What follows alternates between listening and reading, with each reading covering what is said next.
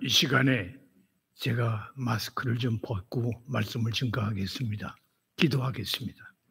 하나님 아버지, 저희들이 하나님 앞에 부복하여 엎드려 싸우니 이 가운데 임재하시어 하나님의 음성을 듣게 하시고 우리가 방향을 제시받을 뿐만 아니라 일생 동안 이 말씀을 붙잡고 이 교회를 섬기며 하나님의 은혜를 힘입는 아름다운 성도들이 되게 하여 주옵소서. 예수님 이름으로 기도드립니다.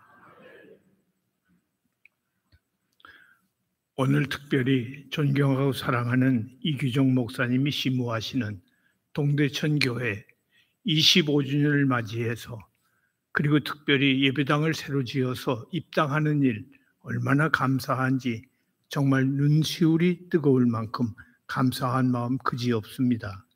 특별히 오늘 병석에 오랫동안 고생을 하시다가 회복되신 임 권사님 긴 본문 말씀을 계속 읽어주신 것 정말 하나님 앞에 감사하고 영광을 돌립니다.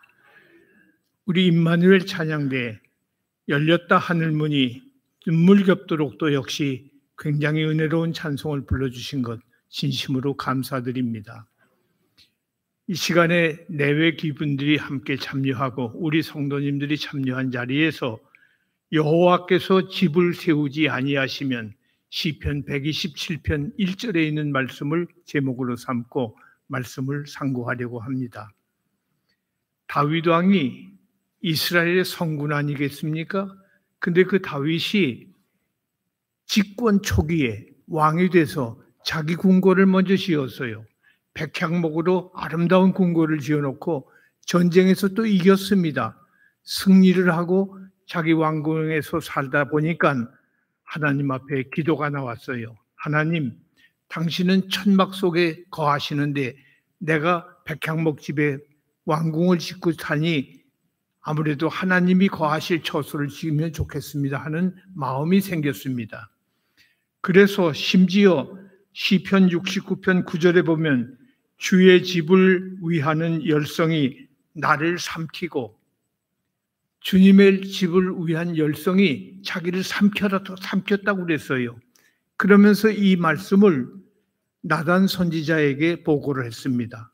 나단 선지자가 찬동을 했어요. 좋은 생각이다. 잘했다. 그거 하자. 하나님이 거하실 집을 아무도 생각을 못 하잖아요. 그 당시에는 왕이 되거나 혹은 제사장이 되거나 하면은 하나님 나라에 평안을 주시고 우리가 복을 받게 해주십시오. 자기를 위한 기도만을 했어요. 근데 다윗은 하나님을 위한 기도를 하는 거예요. 하나님이 거하실 집을 우리가 세상에 지어야겠습니다 하는 마음을 가졌으니 하나님께서 이 마음을 보시고 거절을 하십니다. 두 가지 이유로 거절을 하셔요. 거절을 하시는데 나단 선지자의 보고를 받으면서도 거절을 하시는데 거절하는 이유가 뭔고 하니 그 밤에 나단에게 임하여 성전 지을 필요가 없는데 그 이유는 이스라엘을 애굽에서 건져내시는 날부터 오늘까지 내가 집에 거하지 아니하고 하나님이 집에 거하지 않으셨어요. 장막과 회막에 거하여 행하였나니 장막, 텐트 속에 회막, 회중이 모이는 텐트 속에 내가 거기 거했지 너희가 사는 백향목 집에 거하지 않았다. 뿐만 아니라 어느 지파에게 너희가 어찌 나를 위해서 백향목 집을 건축하지 아니했느냐고 내가 책망한 적이 있었느냐. 두 가지 이유로 하나님이 다윗의 마음을 거절하신 겁니다. 근데 놀랍게도 하나님께서 다윗이 하나님의 거하실 전을 건축하겠다고 할 때 하나님은 거절하시면서 다윗의 마음은 받으신 거예요. 그래서 다윗에게 원치 않은 복을 내려주시기 시작합니다. 무슨 복을 내리시는고 하니 너는 군인이기 때문에 피를 흘렸다. 피를 흘렸기 때문에 내 집을 건축할 수 없다. 또 한 가지는 그럼에도 불구하고 내가 너를 비천한 자리에서 선택을 하겠다. 많은 사람 중에서 비천한 목동안이에요. 목동 비천한 자리에서 너를 택할 뿐만 아니라 이스라엘의 주권자로 삼겠다. 주권자가 뭐예요? 왕을 삼겠다 그 말이에요. 다윗은 꿈에도 생각 못했던 일이에요. 이스라엘의 주권자로 삼겠다. 그리고 원수들을 정복하게 할 뿐만 아니라 그 이름을 존귀케 하리라. 네 이름을 존귀케 하겠다고 하나님이 복을 내려주시는 거예요. 이것 보세요. 우리는 이것 해주세요, 저것 주세요 기도를 많이 하지요. 그 기도 좋습니다. 하십시오. 그러나 하나님을 위한 기도는 거의 못해요. 하나님이 어떻게 영광을 받으실까? 하나님이 어찌 한번 기뻐하실까? 그 기도 못해요. 근데 하나님께서 자기를 위해서 전을 건축하겠다고 하는 것을 거절하시면서 오히려 복을 주십니다. 다윗에게 큰 은혜를 주십니다. 적군이 침략하지 못하게 하겠다. 역대상 17장에서 그렇게 말씀해요. 원수가 침범도 못하게 할 뿐만 아니라 너는 피를 흘렸으니 예배당을 못 지을 거고 다만 내 후손 가운데 다윗이 솔로몬에게 모든 설계를 그려놓고 재료를 모아놓고 제사장과 그리고 기술자와 레위인과 장관들과 백성들에게 성전 지을 것을 명령하면서 그 대신에 내가 모든 재료를 그리고 헌금을 걷어놓겠다. 그 헌금을 거둘 때에 백성들이 기뻐 견딜 수 없는 마음으로 헌금에 동참을 했습니다. 출애굽기 35장에 보면 백성들은 기쁨을 이기지 못하여 바쳤다 그랬어요. 너무너무 감사한 일이 전국에서 일어난 것입니다. 솔로몬이 성전을 지었다는 것은 요한복음 2장에 보면 그리스도 예수께서 영적 성전을 지은 것과 아주 흡사해요. 솔로몬이 하나님의 사랑을 받은 것을 생각해 보면 그리스도 예수께서 아버지 하나님의 사랑을 받은 것과 아주 흡사해요. 그렇기 때문에 시편 127편은 솔로몬이 성전에 올라갈 때 지은 시라고 제목이 되어 있잖아요. 시편 127편의 1절이 뭐라고 그랬습니까? 여호와께서 집을 세우지 아니하셨더라면, 이렇게 시작이 됩니다. 그런데 비슷한 시가 또 하나 있어요. 시편 127편을 보면은 여호와께서 집을 세우지 아니하셨더라면이라고 되어 있는데 124편을 보면 여호와께서 우리 편에 계시지 아니하셨더라면, 여호와가 내 편에 계시지 아니했고 그렇더라면 나는 어찌 될 뻔했느냐 하는 말이 127편과 124편에 유사하게 표현이 나와 있습니다. 여러분, 우리가 한번 상고해 봅시다. 하나님께서 내게 임하지 아니하셨더라면, 도와주지 않으셨더라면, 내 편이 되지 아니하셨더라면 내가 오늘 이 자리에 앉아 있을 수 있을까? 내가 존재할 수 있었을까? 우리는 생각할 수가 있습니다. 진정 무슨 만일일까? if, 만일. 우리말에는 만일이 없어요. 그러나 히브리어 성경을 보면 만일이라는 말이 나와요. 만일 여호와께서 우리 편에 계시지 아니하였더라면, 여호와께서 나를 돕지 않으셨다면, 그런 만일이 나옵니다. 1865년에 영국 사람이 인도에서 출생을 했어요. 인도가 영국의 식민지였잖아요. 인도에서 출생을 했는데 1907년에 이 사람이 노벨 문학상을 탄 사람이에요. 루드오프 클리핑이라고 하는 사람이 노벨 문학상을 탔는데 이 사람이 쓴 시 중에 if, 만일이라는 시가 있어요. 유명한 시입니다. 그 시는 이렇게 시작이 됩니다. 당신 주변의 모든 것이 사라질 때에 만일 당신이 그 모든 것을 머릿속에 간직할 수 있다면 그것은 당신에게 저주가 될 것이다. 요즘에 치매 환자가 있죠. 1시간 전에 식사하고서 1시간이 지났는데 식사한 걸 잊어버리고 나 왜 밥 안 주냐고 소리치잖아요. 아이, 저 사람 저주받았다고. 잃어버린 걸 저주받았다고 그래요. 그런데 키플링은 뭐라고 그러는 거 아니? 당신이 가지고 있는 걸 다 잃어버렸을 경우, 사라져버렸을 경우, 당신이 그 모든 것을 머릿속에 간직할 수 있다면, 기억을 한다면 그것은 저주다. 치매 환자하고는 전혀 다른 사람인데 저주받았다는 거예요. 여러분 생각해 보세요. 그 슬픈 부모님이 별세했던가, 가족이 누가 죽었든가 내가 어려움을 당하던 일을 생각하면 그걸 다 일일이 기억하고 있다면 그건 잠도 못 자고 생활도 못 할 거예요. 근데 그걸 잃어버렸단 말이에요. 만일 그걸 간직한다면 그건 저주다. 그런데 키플링은 그건 아니라고 그랬지요. 생각해 보세요. 하나님이 아니하셨다면 동대천 교회가 존재할 수 있었을까? 25년 전에 어느 목사님이, 어느 장로님이 이 교회를 위해서 터전을 마련하고 수고를 해서 오늘에 이르렀습니다. 그것도 사실일 거예요. 그러나 그보다 더 중요한 것은 하나님이 그때 안 하셨더라면 오늘 25년 후에 이 교회가 존재할 수 있었을까? 주님이 주님의 교회를 세우신다고 마태복음 16장에서 분명히 말씀했지요. 내가 내 교회를 반석 위에 세우리니 I will build my church. 내가 my church, 나의 교회를 I will build, 내가 세울 것이다. 참 중요한 말이에요. 예수님이 하신 말씀 아니에요? 내가 나의 교회를 내가 세울 것이다. 반석 위에 세울 것이다. 주님께서 25년 전에 동대천 교회를 세우셨고 지금까지 붙잡고 계시고 지금까지 오늘 새성전에 입당하기까지 하나님이 도우신 것을 믿으시기 원합니다. 시편 127편 1절과 2절에서 헛되다는 말이 3번 반복되고 있어요. 어떻게 반복되는 거 아니? 가정, 교회, 사업과 국가를 우리는 세우려고 노력을 해요. 여러분, 우리 가정이 잘 되길 원합니다. 자녀가 잘 되고 교회가 잘 되길 원합니다. 사회와 국가가 잘 되길 원합니다. 우리는 얼마나 소원하고 기도하지 않습니까? 새벽에도 밤에도 낮에도 그 기도를 계속할 거예요. 그런데 그것이 헛수고다 이거예요. 언제 하나님이 돕지 않으시면 그 모든 수고가 헛수고다 하는 말이에요. 오늘 이 헛수고라는 말은 영어로 useless라고 번역을 했어요. 소용이 없다 이거예요. 집을 겨누면 뭐랍니까? 사람이 죽었는데. 장사 잘하면 뭐예요?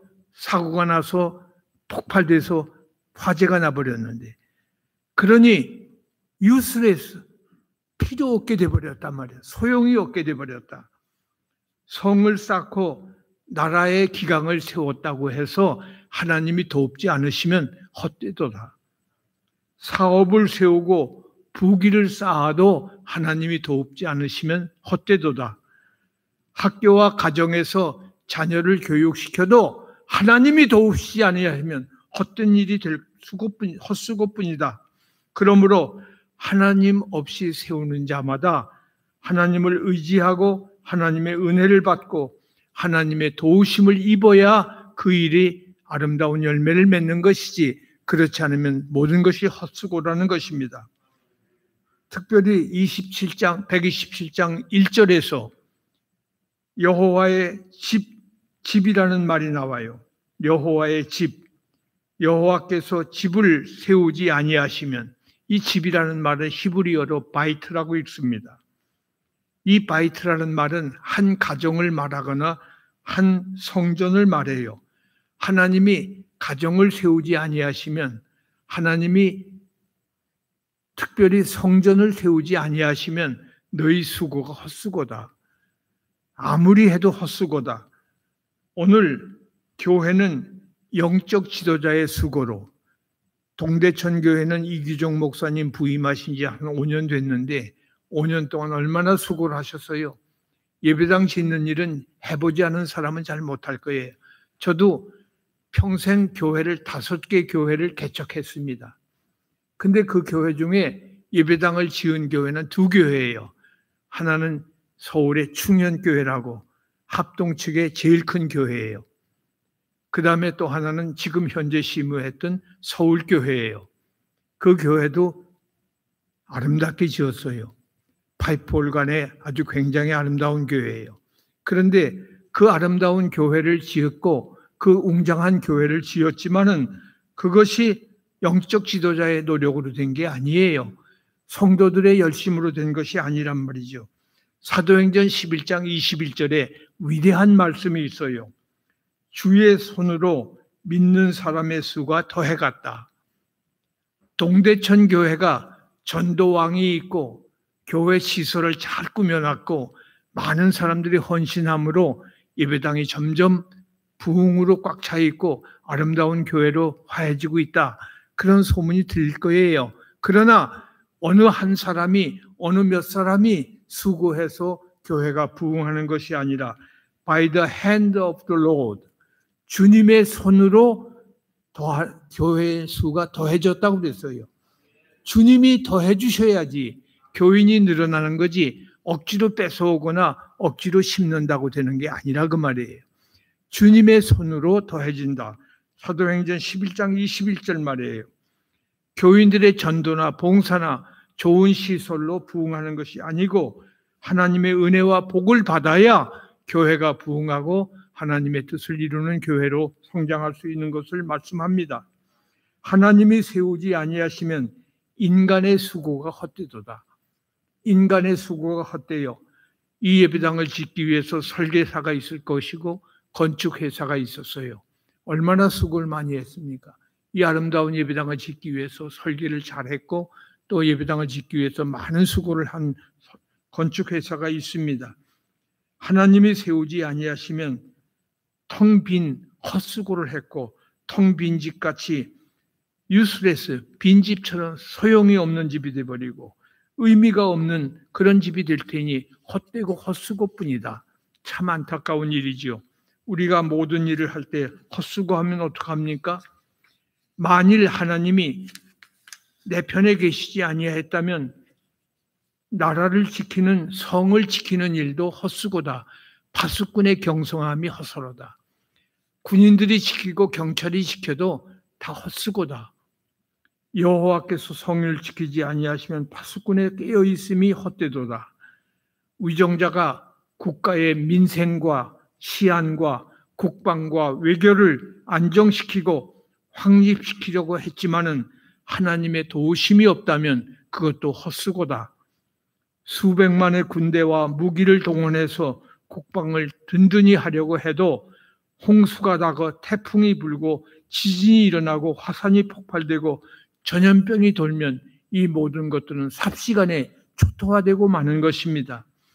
진시황이 만리장성을 짓고 자기 왕국을 지키지 못했어요. 폼페이는 지진으로 잿더미가 되어버리고 말았습니다.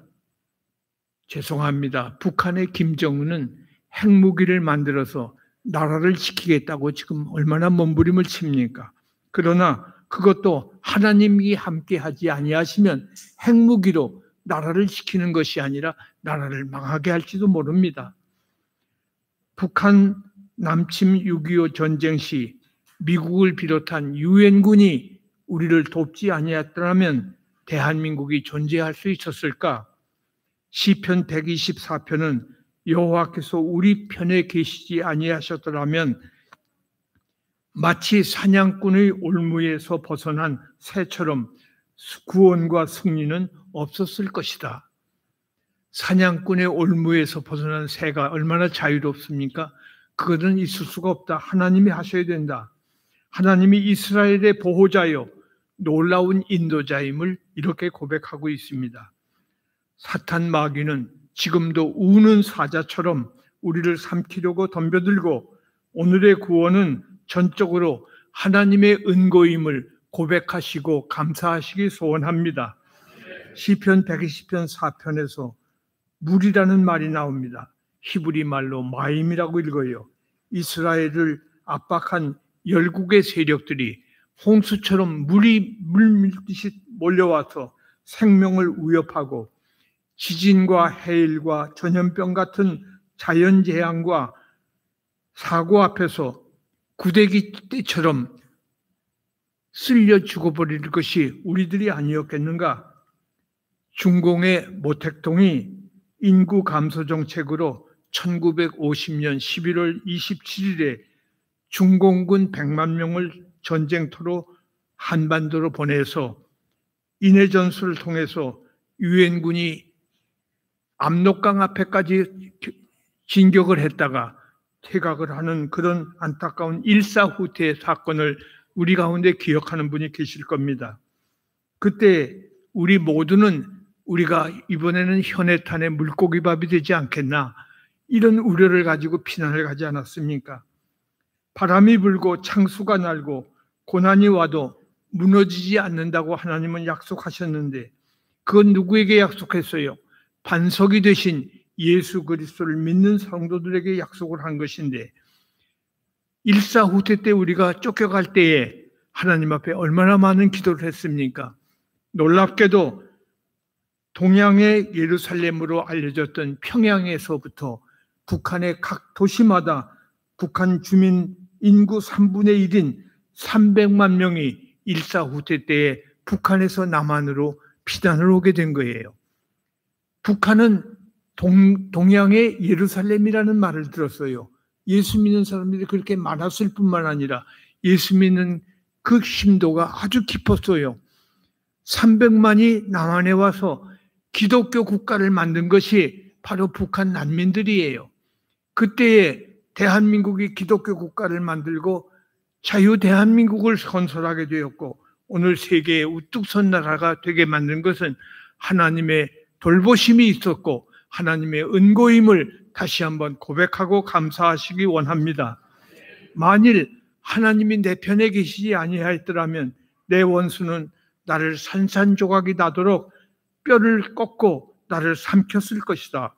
올무에 걸린 새처럼 되었을 것이다. 여기 보세요.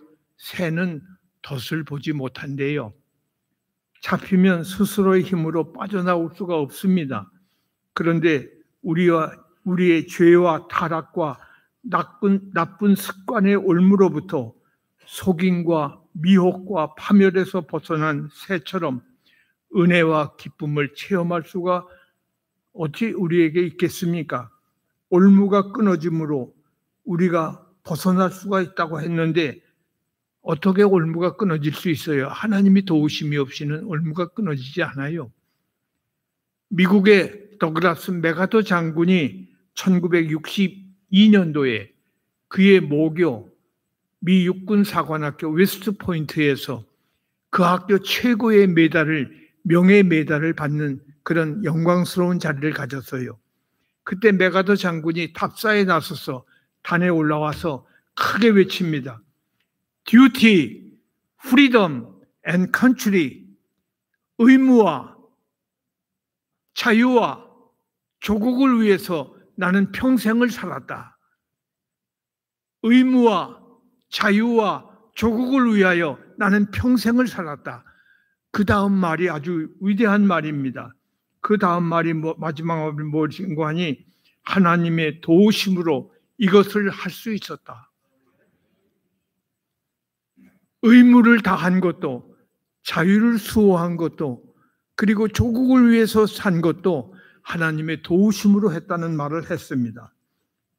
우리가 늘 부르고 있는 애국가 가사를 누가 지었느냐 하는 것을 우리나라는 아직도 결정을 못했어요. 국사편찬위원회에서 투표를 했는데 아직도 만장일치가 못했어요. 애국가를 누가 지었는지도 모르고 있어요. 그러나 애국가는 언더우드 찬미가에 나와 있어요. 우리 기독교 초기에 언더우드 씨가 우리 최초 선교사 아니었습니까? 그 언더우드가 찬미가를 만들었는데 그 찬미가에 애국가가 들어있는데 거기에 윤치호라고 돼 있어요. 윤치호는 개화파에 속한 사람이에요.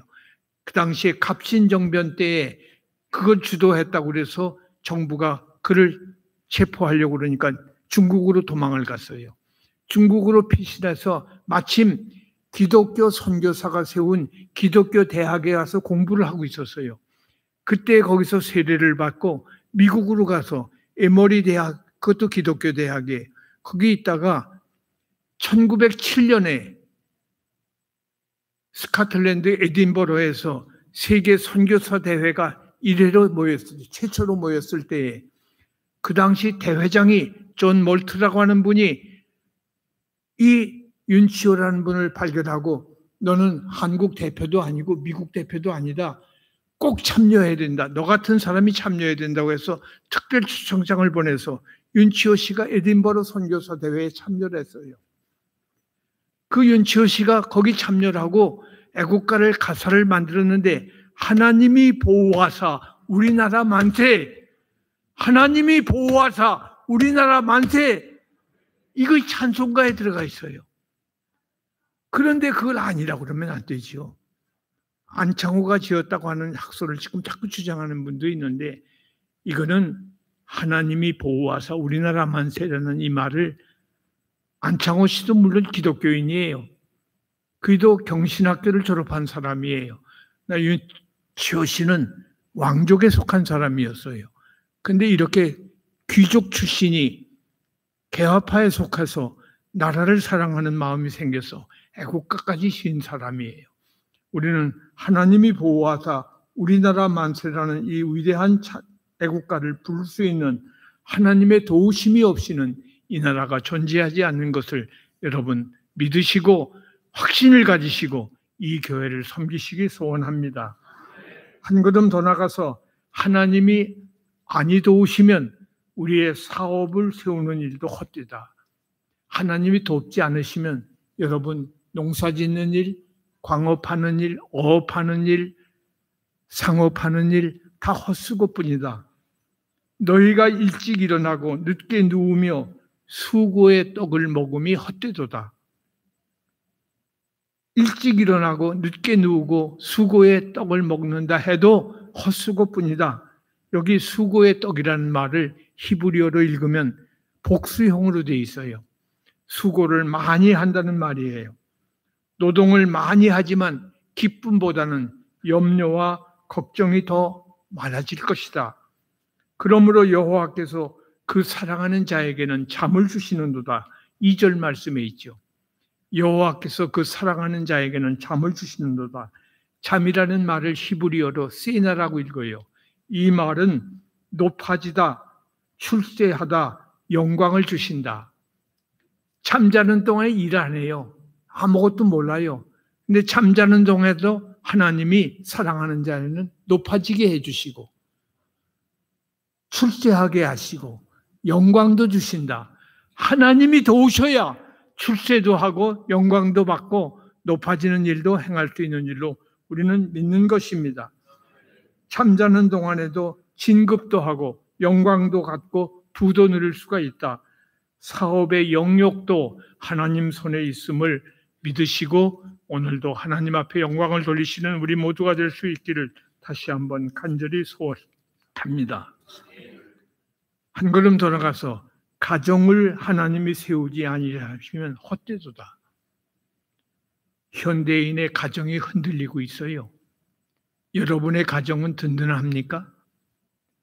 IMF 구제금융시대에 98년도 1월부터 3월까지 서울가정법원의 이혼 신청수가 8,970건이에요.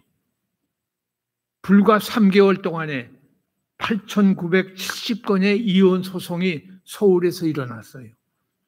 그때 그 중에서 7,600건이 이혼을 했어요. 다시 말해서 경제가 가정을 파괴시킨 거예요. 가정은 사랑만 있으면 된다. 우리 사랑만 있으면 어디든지 살 수 있어. 그렇지 않았어요. 결국은 가정이 이기적이 돼버렸어요. 배타적이 돼버렸어요. 무엇보다도 삭막한 가정이 돼버렸어요.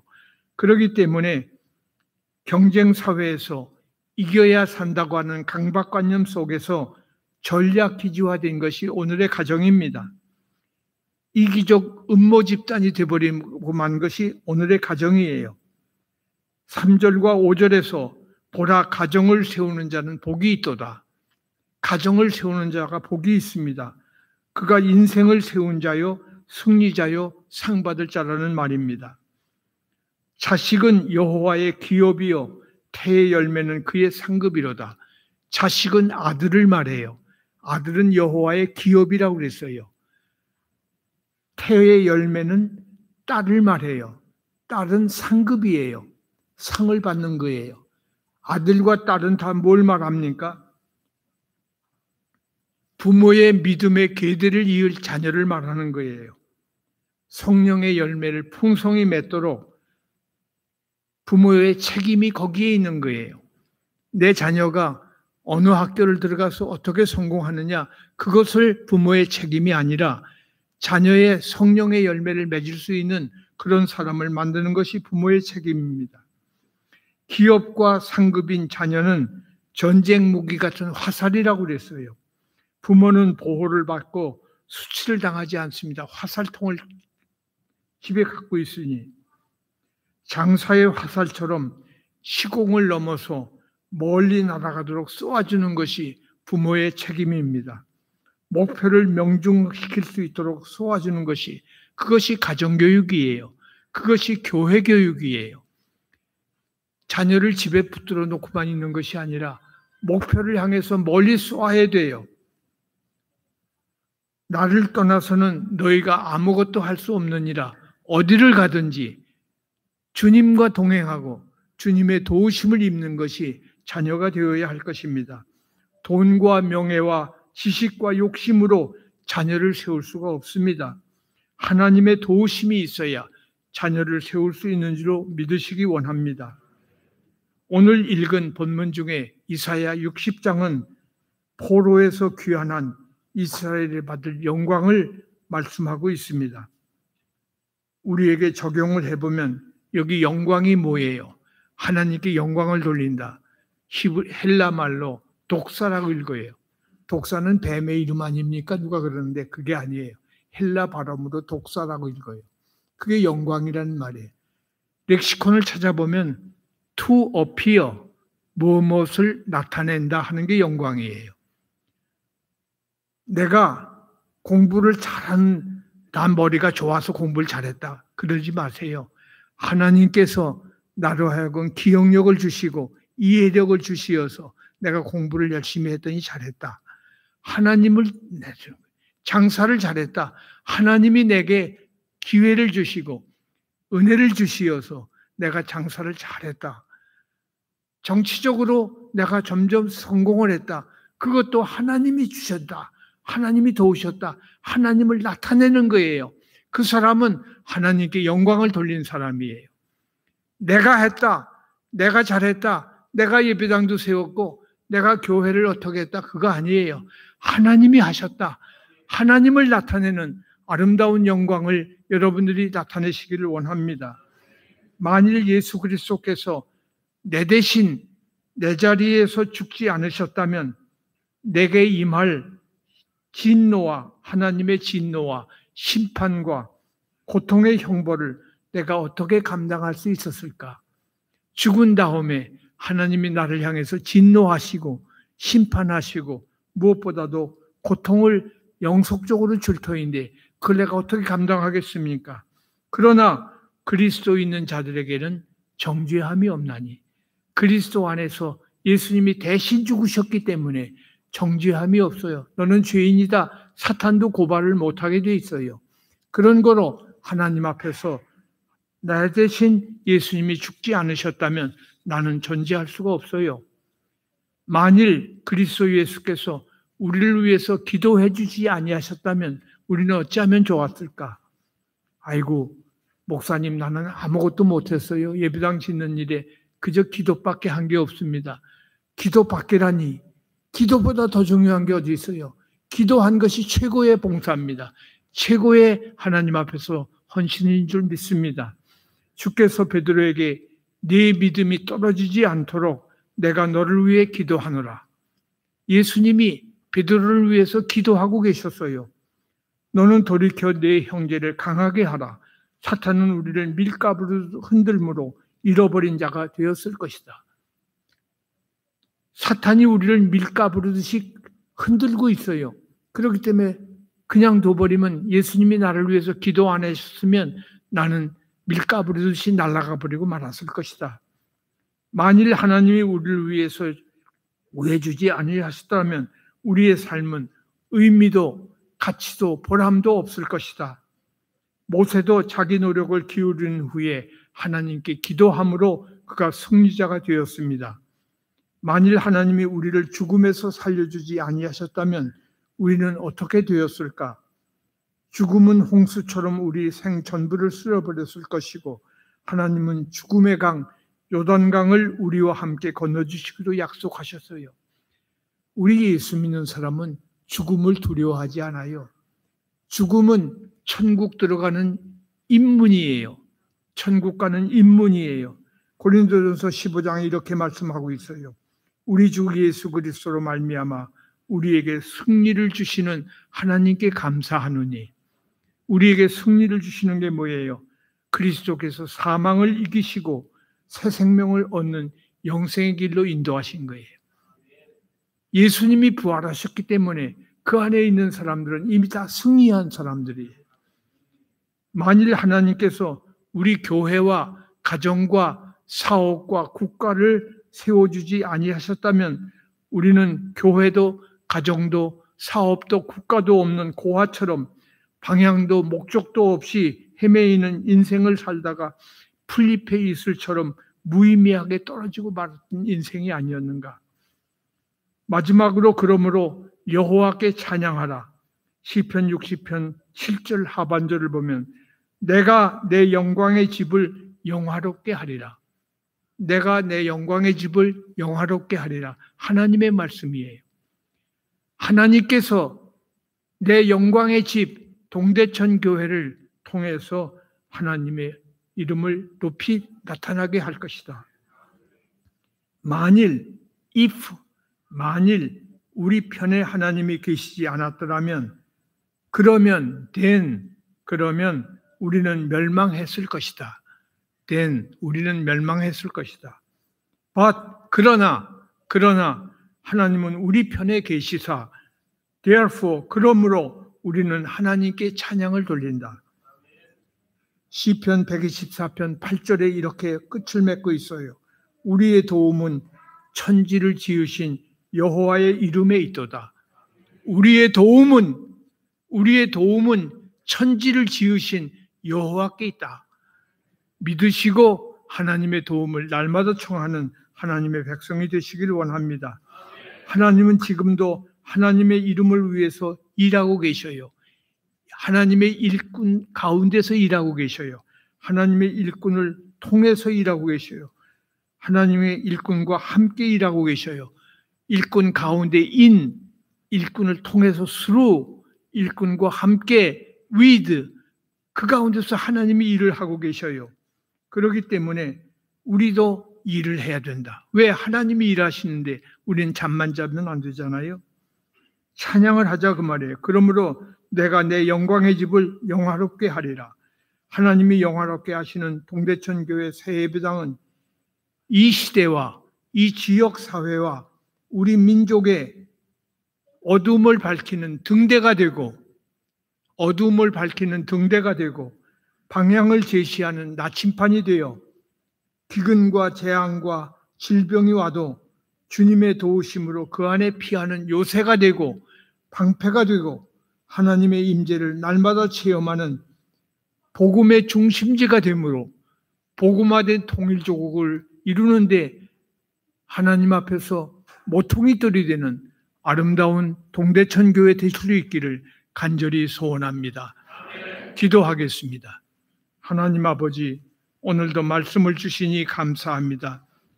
새 예배당을 짓고 25주년에 이 예배당에 입당을 했사오니 주께서 임하시는 이 예배당을 통해서 하나님 등대가 되고 나침판이 되며 무엇보다도 복음의 센터가 됨으로 인해서 복음화된 통일조국 건설하는 하나님 앞에 모퉁이돌이 되는 아름다운 교회로 성장하게 하시고 은혜를 내리워 주옵소서. 이 예배당을 건설하기 위해서 수고한 모든 이들 주께서 기억해 주시고 다윗에게 허락하셨던 그 놀라운 은혜와 복을 저들 가정과 일터에도 허락해 주시되 하나님의 도우심이 계속 임하는 이 교회가 되게 하여 주옵소서. 지역사회가 복을 받고 대한민국이 복을 받고 이 민족이 하나님 앞에 쓰임받는 아름다운 역사를 일으킴으로 인하여 북한의 핵이 폐기되고 무엇보다도 복음화된 통일조국이 이루어서 세계 복음화의 모퉁이돌이 되는 아름다운 교회가 되게 하여 주옵소서. 예수님 이름으로 기도드립니다.